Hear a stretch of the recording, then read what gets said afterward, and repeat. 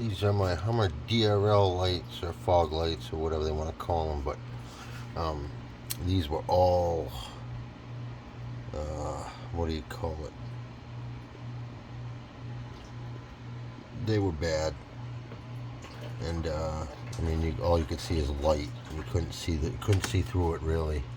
And I had this left over from last year.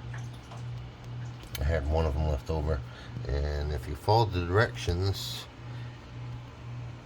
you can get these lenses looking pretty clear again. The off color is actually inside.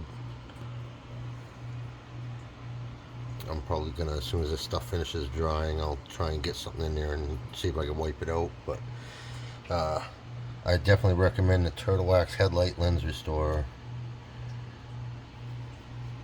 I was gonna do it to my headlights, but I just said screw it, and I bought new headlights and made sure they were glass. But this will save you a lot of money, guys.